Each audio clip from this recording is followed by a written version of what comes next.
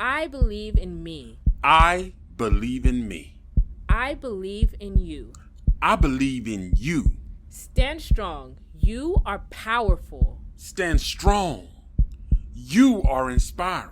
We are fighters. We are ambitious. We are extraordinary. We are conquerors. Simply straight talk, our voices will be heard. This is Simply Straight Talk. Tune in now, you don't want to miss out. Real conversations, plenty motivation. Keep you thinking and still entertaining. Yeah, I know that you'll enjoy the mottos free. Your voice is your choice. Hosted by Reggie B, but you already know. And you gotta check them out and how we roll. Hey, ain't nothing off the table. Give it to you straight. Changing your mindset, talking past mistakes. You ain't gotta wait, time to take off. This is Simply Straight Talk. Welcome to the Simply Straight Talk podcast. It's Melissa, and you're listening to a podcast about real life. And you know, between me, Reggie, and Angelique, it's about to get real. Each week, we deliver the best hard-hitting topics on relationships, mental health, parenting, business, and anything else that promotes self-care while keeping it real. We care about what affects you. Now let's start this show. Hey everybody, and welcome to another episode of the Simply Straight Talk podcast. This is your man Reggie. Listen, I just want to talk to you today, man, because as we go into the new year's already started. I know y'all tired of hearing that. I'm tired of hearing it myself. I don't even know why I mentioned that. But anyway, facts are facts. The new year has already started. But I want to talk today about why people separate from family. Why do people decide that I want nothing to do with my family? Now, somebody heard that first statement right there. They just heard the topic and they're already saying, well, this is why. And that's what we want to talk about, man, because a lot of people really feel like they don't want to be a part of their family. On another social media platform, I mentioned that and I talked about the family dynamic a little bit. It's like a little short clip, but when I talked about it, the response was overwhelming of people who actually agreed, and they talked about the fact that they have nothing to do with their family or very little to do with their family. Because family is supposed to be the backbone of every person's relationship. Your family is supposed to be who you count on, where you know you can get love and support, where you feel at home, where you feel welcome. Family is supposed to be that. But a lot of people are not feeling that. They're not feeling that with their own family, and they're finding it in other places. Now, there was a time when they said that many people joined a gang because they felt like the gang felt more like a family. They felt like they were getting something, a sense of belonging that they did not get with their own family, their own sisters, brothers, cousins, relatives. And it takes me back to the movie with Tupac and Leon, Above the Rim, when there was a situation to where the guy asked, he said, well, Bernie said that, this is your brother. Like, is he really your brother? And Bernie was played by the late, great, and still amazing comedian Bernie Mac. But the young man, Tupac response to the young man was, everybody born into your family is not family. Now go to school.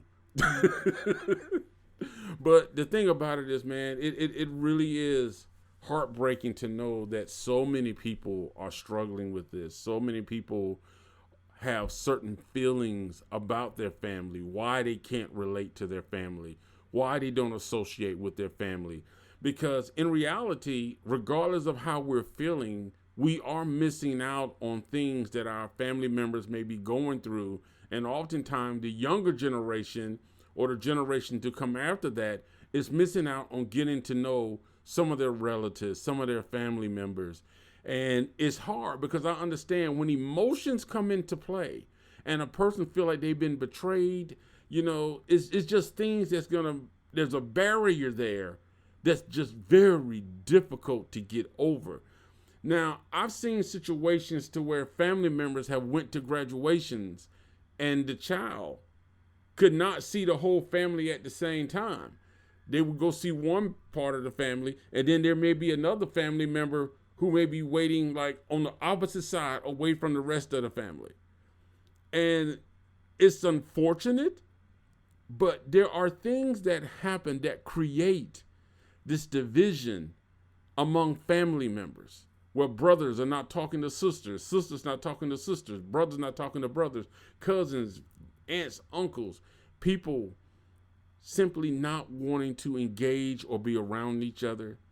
And that family dynamic has put them as a family. I was trying to come up with a word, but trying to make a word up, but it didn't work. But anyway, your family also becomes sort of a form of enemy. It's not the enemy you want to take down. It's not the enemy you want to see harm come to, but there are enemy in the fact that you don't want to be associated with them. They're an enemy because you don't trust them. You don't want information relayed to them. You don't want your personal business, achievements, anything being relayed to that person. So these are the things that we want to talk about today, man. This is what we want to really get into, because when we talk about, somebody separating from their family, now it can be a variety of things. There's no way we're going to have time today to talk about everything, but it could be a situation of abuse. We've heard about that. We've heard where children have been sexually abused as the child, and the mother or father didn't do anything. The cousin, aunt, uncle, the brother, sister, nobody did anything. Nobody spoke up, so that person felt betrayed. Betrayal in itself, maybe that person felt bullied, and it was unaddressed. They didn't feel like they're being supported. And I think that's the biggest one. I'm really going to get into that. Oftentimes it's just substance abuse, or sometimes it's just the fact that a person behaved one way as a child, and as they grew older, family members could not see that that person was not the same person. And it's so annoying when you have matured, you have grown, and the way you acted when you were younger, that's now no longer a part of your character. It's no longer a part of who you are. But people try to hold that stamp on you. They try to continue to stamp you with that. They always want to stamp you with, oh, remember, you had an anger problem. Oh, you was always disrespectful. You always rebellious. Like, okay, I was young. I didn't know any better. I've grown now. I'm matured. I'm not the same person. Why are you trying to hold me something that was 20, 30, 40, 50 years ago? I'm a different person. But you keep pushing me back to that point to where I get angry because you will not let me be who I am. You will not let me be the person I want to be now, who I'm happy with. You want to take me back to an unhappy place. And sometimes you have that with family members. They will do that. Sometimes you can have situations to where families and family members can divide. Maybe one person is questioning their sexual gender, their sexual orientation. Maybe some family members can't accept it, so they end up, going off. In some cultures, religion is a big thing. You can only have one religion. So there's a lot of reasons why a person can separate. Sometimes it could be because of a choice of spouse.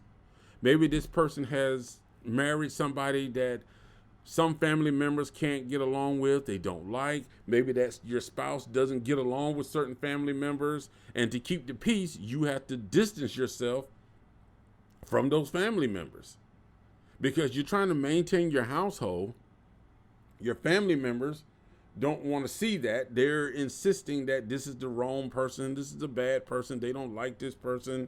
So there are different things that happen. Maybe it could be a situation to where a brother dated a girl, but she also dated the other brother, and now there's a division between those two.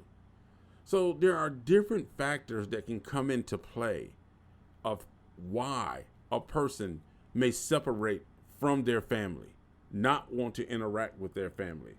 Because when these things happen, emotionally and mentally, they really do stress you. They stress you out. Because although you may be separate and you may be living your life in a different aspect, there are still times when you're going to reflect on the fact of what happened. Could this have been fixed? Why can't this be fixed? You know, when people cut off family, it's difficult. I don't think it's an easy choice. For some people, they see it as the only option. It's like, you won't let me be me. You won't accept me. You're not supporting of me. But normally when a person totally cuts off their family, something has happened. Something has happened to where that person just feels like it's not even worth it. We're not family. We're not family at all. And that person simply don't want to do with it. Sometimes you have the case to where a person may feel like they're the outcast in the family. Maybe you got a one person who's a good athlete, you know, they get good grades, and you might be an okay athlete, you know, you like to play sports, but you don't really excel in it. Your grades are average, you know, you're not honor roll. So more attention may be paid to that other person. And your gifts, you may be a great artist though. You may be great at painting, great at writing, but they don't acknowledge that because the other child's abilities seem to be more visual and yours are a little more reserved. They don't recognize that. So they don't really invest in you the way they invest in the other person. So that child may feel like you don't care about me. So favoritism, like are parents showing favor to one child over the other? How many times have you heard people say, well, you know, they always liked you better. Well, you were always the favorite. Well, you're the one that always got what you want. Anything you wanted to do, they did. So, yeah, why talk to me? And sometimes you get situations to where two family members don't speak, but then there's another family member who's in the middle. That person wants to be connected to both, and that person would love to see all three. He or she would love to see all three or however many connected and interacting, but it just can't happen. It can't happen. You know, so there are different things that comes into play when we are dealing with families that really fall apart. Because when things fall apart, it can fall apart hard. Some people can be cordial and simply tolerate each other. And then there are situations to where you get some family members who absolutely refuse to interact or do anything with that person or certain members of the family. So they alienate themselves from anything. They don't communicate. There's no phone call. There's no text messages. There's no emails. They simply want to stay away because in their mind, that's where they're finding their peace. They're finding their peace there. So when we get into why family members separate, the first thing is we have to understand what happened. What caused that person to feel the way they feel to where they simply have made the decision that they don't want to talk to somebody. They don't want to interact with somebody. And oftentimes it's just an apology. It's as simple as that. There are times when families can reconcile if one party is just willing to admit and hold themselves accountable and apologize. Just apologize. Sometimes it's just that. It's as simple as that. Because it's possible that it could be a miscommunication, a misunderstanding. A third party said something that created trouble between family members. And oftentimes some families don't understand that everybody wants to live their life. They want to live their life in a way that makes them happy, that keeps them excited.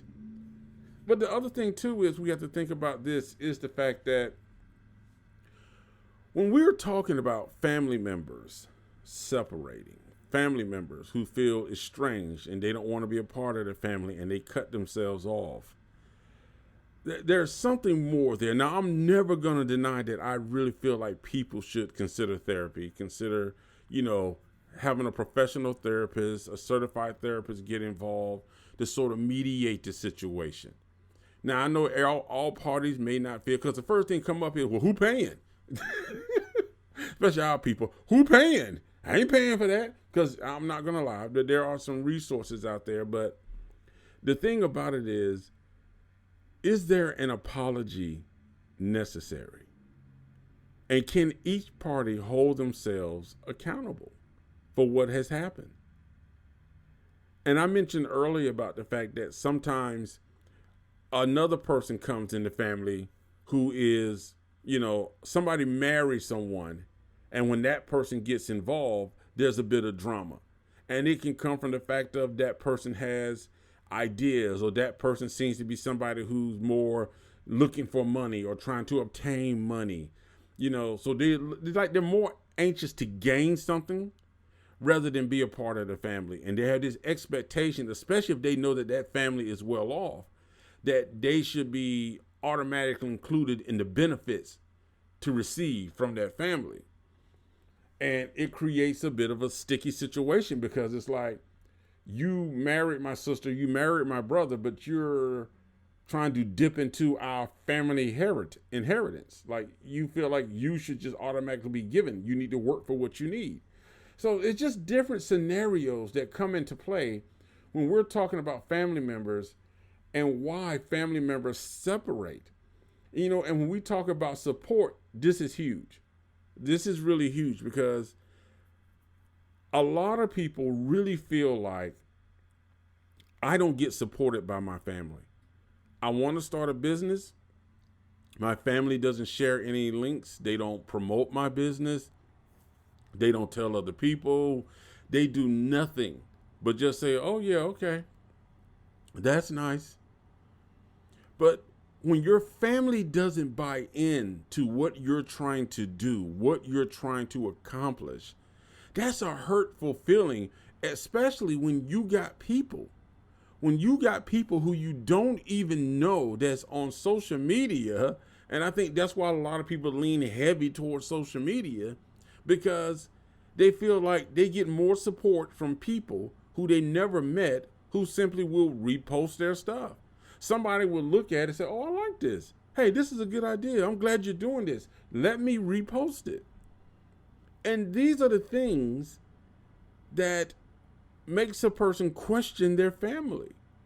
You're supposed to be my brother, my sister, my aunt, uncle, cousin, father. Why are you not sharing my stuff? You see, I'm trying to start a business. You see that I'm trying to do something that's positive to change my life and become a better person and help other people. I'm trying to do something.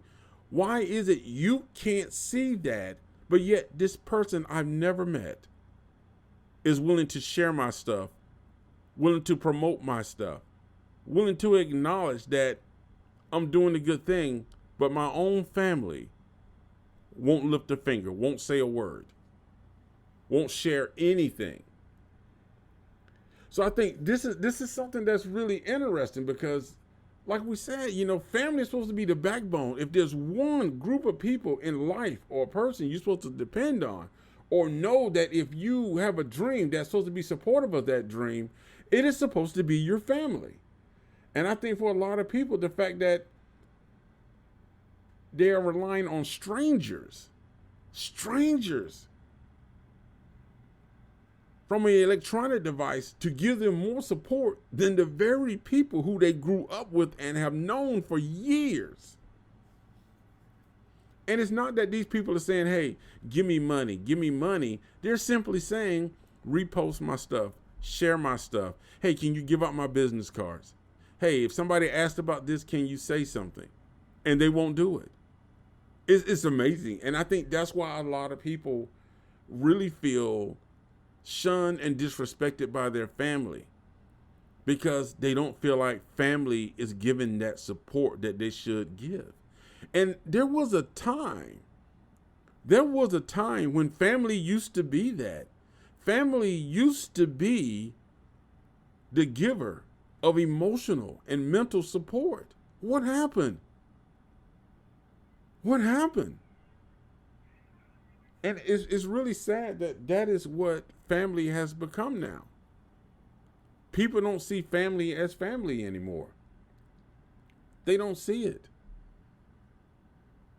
And it's really hard because you see the breakdown in many cultures regarding family, the lack of respect for elders. Like all of this stuff is just simply fading away because the values and the morals that used to be there are no longer there. Because we're not trying to be a family anymore. Everybody's trying to be independent, financially successful. And they're not getting the right support from the right people. But people really feel hurt and bad that they can't trust their family. And like I said, if you're dealing with like abuse, maybe there was a parent who used to beat the child, a mother who used to beat the child, a father who used to beat the child, someone who felt really neglected during their childhood. This is something to where you definitely want to bring in professional counseling to kind of help deal with that emotional trauma. But also, that family member is going to have to acknowledge their wrongdoings. And sometimes that's what it takes. I just want to know that you did me wrong. That's what somebody's saying right now. I want to hear from you an acknowledgement that I was mistreated, that I was done wrong, that you did this and you shouldn't have done that. You took this person's side when you should have took my side. You should have stood by me and you did not stand by me. You should have protected me and you didn't protect me. You should have supported me and you didn't. The family breakdown has become so bad. Even when couples get divorced, the family breakdown is unbelievable. Because once again, we got people taking sides. And whenever two family members are in a dispute, there's going to be people taking sides. As much as people want to be neutral, they have to sort of play to the other side occasionally just to keep the peace. Because they don't want to lose two relationships, or they don't want to see the family totally separated. And there's normally, in some families, there's the case where there's one person that keeps that family bond together. You got like a great grandmother or great grandfather who sort of keeps that bond, but when that person passes away, who keeps the family together, then it becomes very difficult. Very difficult when you don't have that. And like I said, man, like if it's possible to reconcile and bring families together, sometimes that person just want to be heard. So just listen with compassion, man. Compassion and empathy. Let that person explain to you why they feel the way they feel, why they decided they did not want to be a part of the family anymore, and they sort of, estranged themselves. They exiled themselves from the family. Listen to them with compassion and empathy. Don't judge them. Don't tell them wrong. Just be respectful. And if communication opens up, which that's what you want, for the communication to open up, listen without defending yourself. Don't be judgmental. Don't get to the point to where you're kind of like, oh, you know what? If you would have just said, no, shut up and listen. Listen. And don't feel like you got to defend everything. Just simply listen. And sometimes just writing a letter. And maybe you can start the conversation off like if they're not going to answer the phone, send a voicemail. Call and just say, hey, I'm sorry. I don't want to lose a relationship, but just express that and see if it opens up the communication. And don't listen. Hold on. Let me clear that up because some of y'all would take it the wrong way. Here's what you do if you do a voicemail, because I know that sometimes in voicemails, people got to put extra on it. Okay. Let's take a situation that somebody's not talking to a family member. Here is my example of how I think you should do it. Let's just say the person's name is, let's Julia. Okay, let's say Julia. Like say, Hey, Julia, listen, I know it's been a while since we've spoken, and I know that there has been some mixed feelings between us to where, as brother and sister, we haven't been communicating, and I just want to apologize to you. I would love to do it face to face. I would love to just talk to you. So whenever you're ready, please feel free to reach out to me. Here's my number. I just want to make amends with you so we can be a family or just try to build. I'm not expecting anything. I just want to see if we can open up the communications. So I would love to hear what you're feeling and what you're thinking. Okay? Miss you, love you, brother, sister, whatever. Okay? See, that's how you do it. You don't, and because this is how some people would do it. Hey, Julia, we ain't talked in a while, and I've been trying to call you, but you've always been like this. When people try to work things out, you want to run and hide. But if I did anything, I apologize. So, it's up to you now. So if you want to talk, you got my number. You can call me, but I'm not going to keep chasing you. But yeah, so I don't know. I don't know what to say because this is just too much drama and I can't deal with this shit. You really think they're going to call you back? Do you really think that person is listening to you with sincerity? You have to be honest, respectful, and accountable when you're trying to re-engage a conversation with somebody and make that amends. Like I said, I'm not saying you got to beg or plead somebody to, allow to have a conversation or to make amends with you, but just open that door. If they accept it, they accept it. If they don't, they don't. And, acknowledge your contribution to the problem. Acknowledge like I said, hold yourself accountable for what you did. Hold yourself accountable. Hold yourself accountable. Don't try to pretend like you was the perfect one in the situation. Because you know how oftentimes when people tell stories, they always want to point out all the X's and O's of what the other person did wrong. But very rarely do they ever say, you know what, but I did this. This is why that person did that. So this contributed to why they feel the way they feel. Come on now. Come on. But listen, guys, I want to end this with, please, please, please, don't be ashamed or afraid to reach out to a therapist or professional counselor, somebody who's licensed in family practice to kind of help you get over your situation. And the therapist may do a situation to where it's individuals first and then they move into a group setting, because you may need to work on you and get your mind right, get yourself right, deal with what you're feeling and what you're going through, and then you can progress into how you interact with somebody else, how you start to mend that by mending yourself, fixing what's wrong with you, dealing with yourself. And it may not be something's wrong. It just may be a mindset that you just need to change and make some adjustments.